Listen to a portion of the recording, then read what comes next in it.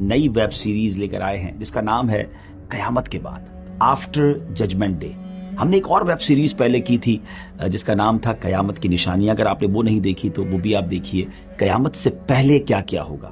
اور ہم بہت کیوریس ہوتے ہیں، بعض اوقات بڑا ہمیں تجسس ہوتا ہے کہ اس دنیا کے فنا ہو جانے کے بعد کیا ہوگا، لوگ دوبارہ کیسے زندہ ہوں گے، کہاں جمع ہوں گے، کیسے جمع ہوں گے، حساب کب شروع ہوگا اور کن لوگوں کا حساب ہوگا، اور کون سے ایسے لوگ ہوں گے جو حساب سے بچ جائیں گے، کون کون اللہ کی بارگاہ میں شفاعت یعنی سفارش کرے گا، میزان یعنی اسکیل کیسا ہوگا، پل صراط یعنی برج آف صراط پر لوگوں کی کیا کنڈیشن ہوگی، کیا کیفیت ہوگی، لواء الحمد کیا ہے، حوض کوثر کیسا حوض ہے، اور بھی بہت کچھ آپ جانیں گے اس ویب سیریز میں آخرت کے حوالے سے درست عقائد۔ اور ان درست عقائد کو جاننے اور اپنی اسلامک نالج میں اضافہ کرنے کے لیے اسٹارٹ سے اینڈ تک ہمارے ساتھ آپ شامل رہیے گا۔ آج اس ویب سیریز کا ہمارا فرسٹ ایپیسوڈ ہے، اور انشاءاللہ جیسا میں نے بتایا کہ آج کے ایپیسوڈ میں ہم جانیں گے کہ جب قیامت قائم ہوگی اور حضرت اسرافیل علیہ السلام کے سور پھونکنے سے یہ دنیا فنا ہو جائے گی، ڈسٹرائے ہو جائے گی، زمین ٹکڑے ٹکڑے ہو جائے گی، تارے جھڑ جائیں گے اور چاند سورج بے نور ہو جائیں گے۔ پھر ملک الموت، جی ہاں حضرت اسرائیل علیہ السلام جو روح قبض کرنے والے فرشتے ہیں، اللہ تعالیٰ کی بارگاہ میں عرض کریں گے، الہی جسے تو نے چاہا اس کے علاوہ سب زمین و آسمان والے فنا ہو چکے ہیں، یعنی چند یوں سمجھیے کہ افراد کے علاوہ باقی دنیا میں سب دنیا سے جا چکے ہوں گے، سب کو موت آ چکی ہوگی۔ اللہ پاک ارشاد فرمائے گا اب کون باقی رہ گیا ہے، حالانکہ وہ خوب جانتا ہے۔ ملک الموت عرض کریں گے اے میرے رب تو باقی ہے، عرش اٹھانے والے فرشتے باقی ہیں، اور جبرائیل اور میکائیل اور میں یعنی حضرت اسرائیل کہیں گے میں باقی ہوں۔ اللہ پاک ارشاد فرمائے گا عرش اٹھانے والے فرشتے فوت ہو جائیں تو وہ بھی فوت ہو جائیں گے۔ اللہ پاک ارشاد فرمائے گا اب کون باقی ہے، تو ملک الموت علیہ السلام عرض کریں گے اے میرے رب اب تو باقی ہے، اسرافیل اور میں باقی ہوں۔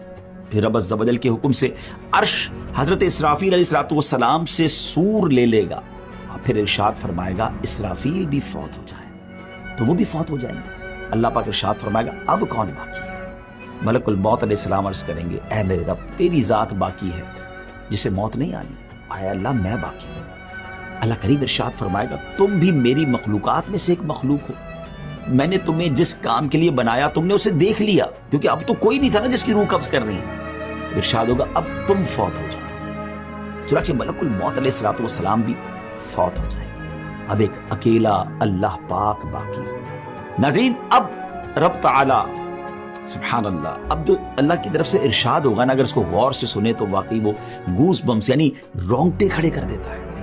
اب دنیا میں کوئی نہیں ہے، صرف رب تعالی کی ذات، اور وہ 3 بار یہ اعلان فرمائے گا، وہ ارشاد فرمائے گا، ایک کوسچن گویا فرمائے گا، انا الجبار لمن الملک اليوم، میں جبار ہوں، آج کس کی بادشاہی ہے؟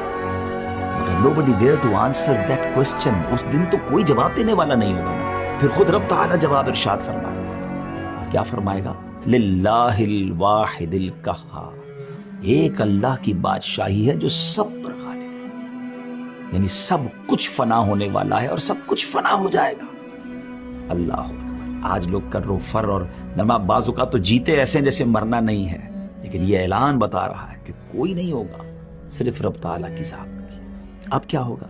سب سے آخر میں جس ہستی کو موت آئے گی وہ مخلوقات کی روح قبض کرنے والے ملک الموت حضرت اسرائیل علیہ السلام ہے۔ اس کے بعد رب تعالیٰ اس زمین کو دوسری زمین سے بدل دے گا، آسمانوں کو بدل دے گا، اور زمین کو ایسے پھیلا دے گا کہ اس میں اونچا نیچا کوئی ٹیڑھا پن نہیں ہوگا، ٹوٹل اسٹریٹ زمین ہوگی۔ پھر اللہ پاک کے حکم سے مخلوق اس بدلی ہوئی زمین پر اس طرح آ جائے گی جیسے وہ پہلی والی زمین میں تھی، یعنی جو پہلے زمین میں دفن تھے وہ اس زمین میں دفن ہو جائیں گے، اور جو باہر تھے وہ اس پر بھی باہر رہیں گے، کیونکہ کئی لوگ تو ایسے ہوں گے جن کو دفن نہیں کیا جائے گا، وہ تو قیامت طاری ہو جائے گی، اور جو لوگ دنیا میں لوگ ہوں گے وہ اسی طرح زمین پر پھیلے ہوئے ہوں گے، وہ اس نئی زمین پر آ جائیں گے۔ زمین بالکل اسٹریٹ ہوگی، اور ایسی اسٹریٹ ہوگی کہ زمین کے کونے پر بھی اگر کوئی رائی کا دانہ ہوگا تو وہ نظر آ جائے گا، ٹوٹلی اسٹریٹ زمین۔ اب اللہ کریم آسمان کو جب بارش برسانے کا حکم دے گا تو وہ 40 دن تک بارش برساتا رہے گا، یہاں تک کہ مخلوق پر پانی 12 ہاتھ کے برابر بلند ہو جائے گا، اتنا پانی ہو جائے گا۔ پھر اللہ کریم باڈیز کو اگنے کا حکم دے گا، کمال دیکھیں، رب کی شان دیکھیں. اب باڈیز جو ہے وہ سبزیوں کی طرح اگنے لگ جائیں گی، یہاں تک کہ جب ان کے جسم پہلے کی طرح کمپلیٹ ہو جائیں گے تو اللہ پاک کی طرف سے حکم ہوگا کہ میرا عرش اٹھانے والے فرشتے زندہ ہو جائیں.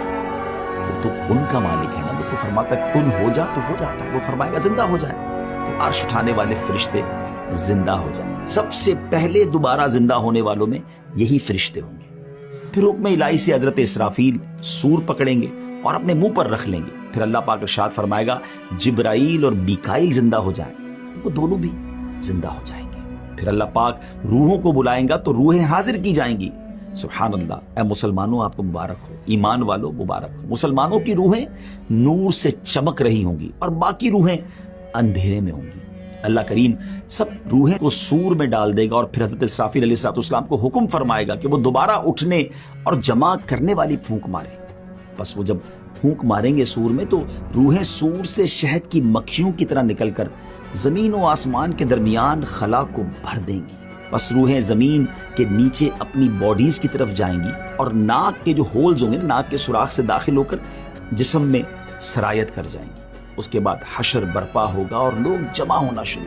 ویورز کیسی معلومات ہے، سنتے ہیں تو بعض اوقات عقل حیران ہو جاتی ہے کہ پھر سے وہ لوگ زندہ ہوں گے. ذرا غور کریں نا کہ دو نفخوں یعنی دونوں سوروں کے درمیان، یعنی ایک سور وہ جس میں سب کو موت آ جائے گی اور دوسری سور جس میں دوبارہ زندہ کیا جائے گا، 40 سال کا وقفہ ہوگا. خیر وقفہ جتنا بھی ہو لیکن ذہن میں ایک سوال تو پیدا ہوتا ہے نا کہ یہ ہوگا کیسے کہ اتنا ٹائم پیریڈ گزر گیا ہوگا. باڈیز تو ڈیکمپوز ہو چکی ہوں گی، باڈی کے ٹائنی پارٹیکلز، چھوٹے چھوٹے ذرے زمین کے پارٹیکل کے ساتھ مل چکے ہوں گے، نہ جانے کہاں کہاں پہنچ چکے ہوں گے. پھر یہ سب کیسے ہوگا؟ یاد رکھیے کہ انسان کی ہر چیز گل جاتی ہے سوائے عجب الزم کے. اب یہ کیا ہے؟ یہ ایک ہڈی کے بارے میں کہا جاتا ہے اور بروز قیامت اسی ہڈی پر مخلوق کو دوبارہ بنایا جائے. عجب الزم کے لفظی معنی ہے دم گچھ. عجب کے معنی ہے اصل اور ضم کا معنی ہے دم. اب یہاں کچھ لوگ کہتے ہیں کہ اسپائنل کارڈ، لیکن ہماری جو ریڑھ کی ہڈی ہوتی ہے انسان اسی پر بیٹھتا ہے، یہ باقاعدہ پلر کی حیثیت رکھتی ہے، جیسے دیوار کے لیے بنیاد ہوتی ہے. اگر یہاں یہ ہڈی مراد ہے تو حدیث کے معنی پھر یہ بنیں گے کہ یہ ہڈی جلد فنا نہیں ہوتی اور مٹی 100 سال کے بعد اس کو ڈیکمپوز کرتی یعنی گلاتی ہے. اور اگر اس سے مراد ہے اجزاء اصلیہ جو انسان کے جسم کی اصل ہے تو وہ کبھی نہیں فنا ہوتے. اور یہ ایسے باریک کمپوننٹس، ایسے باریک اجزاء ہیں جو مائکروسکوپ سے بھی دیکھنے میں نہیں آتے. عربی میں انہیں اجزاء لا یتجزا یعنی انڈیویزبل کمپوننٹس، یعنی سمجھے کہ یہ ختم نہیں ہوتے، انہیں کہا جاتا ہے. انسان چاہے جہاں بھی چلا جائے، جس بھی حالت میں ہو، مگر یہ کمپوننٹس ویسے ہی رہتے ہیں. حتیٰ کہ غذا اور خون میں بھی اجزاء شامل ہوتے ہیں. انہی اجزاء سے انسان پہلے بھی بنا تھا اور آئندہ بھی بنے.